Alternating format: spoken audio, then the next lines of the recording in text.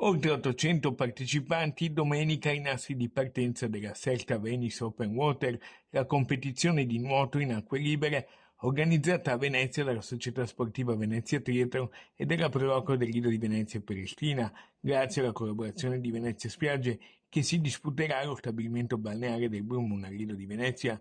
Ci sarà in palio anche in memoria Lucia Monti, omaggio alla forte atleta muranese prematuramente scomparsa.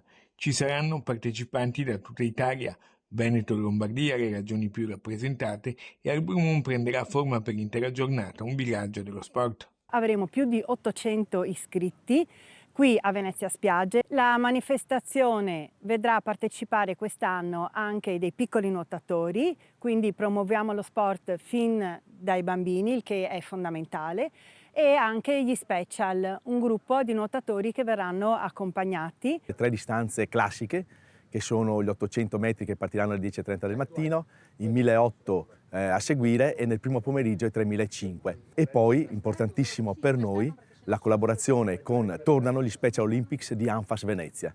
Una quindicina di nuotatori verranno a cimentarsi nelle acque qui del Lido. Abbiamo lavorato in questi mesi con l'allenatrice Giulia e con la responsabile Anfas Giorgia Bocus. Un evento veramente emozionante perché vedere così tanti atleti in acqua con riprese dall'alto, con tantissimo pubblico asseppato lungo la partenza è veramente un'emozione. Sarà veramente una grandissima festa per tutti. Il Lido avrà un evento internazionale anche in acqua. La cosiddetta Nuada Longa avrà le tre distanze classiche, gli 800 metri sprint, il miglio marino a circa 1600 metri di tracciato e poi la gara più lunga sui 3500 metri, con una dedica speciale a Lucia Monti. Questa gara è dedicata alla mamma perché il nuoto era la sua passione, che fosse in piscina, che fosse in mare, l'acqua era il suo elemento, che è una passione che poi ha trasmesso anche a me e sono molto contenta che in questi anni siamo riusciti a ricordarla e ogni anno